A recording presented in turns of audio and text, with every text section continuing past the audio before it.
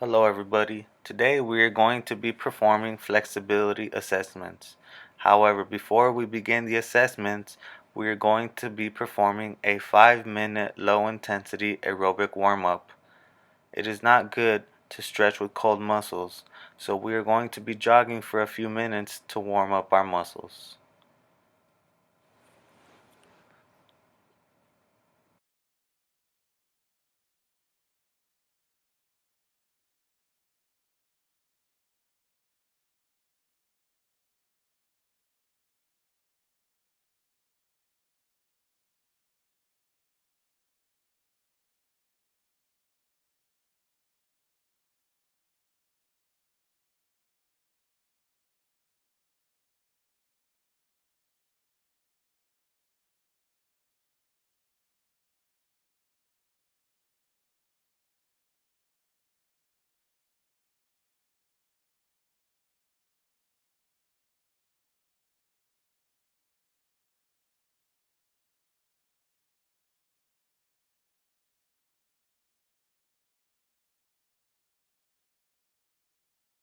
So, as our warm up now comes to an end, we are going to go ahead and move on to our first flexibility assessment.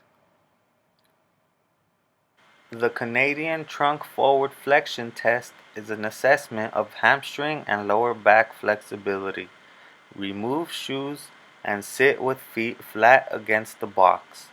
Reach forward and exhale as you reach. Hold for 2 seconds and do not lead with one hand. Ensure that the knees are not bent. Score in centimeters. Repeat assessment and take the best of 2 scores. Now we are going to be performing the YMCA sit and reach test. Again, remove shoes, place a yardstick on the floor, place a strip of tape on the 15-inch mark, and place feet on the tape edge 10 to 12 inches apart. Then reach forward. Exhale as you reach. The fingers must touch the yardstick. Hold for 2 seconds and do not lead with one hand. Also, ensure knees are not bent. This is scored in inches. Repeat the assessment and take the best of 2 scores.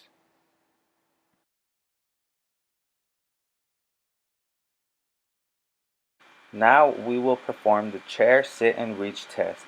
This is usually for older populations. A chair 17 inches in height is required, placed against the wall. There is no need to remove shoes for this assessment. Extend one leg with ankle dorsiflexed. Keep untested leg flat on floor. Keep head in normal alignment. Then exhale when reaching forward. Hold for 2 seconds, and a second person is needed to hold the ruler and assist. This is scored in inches.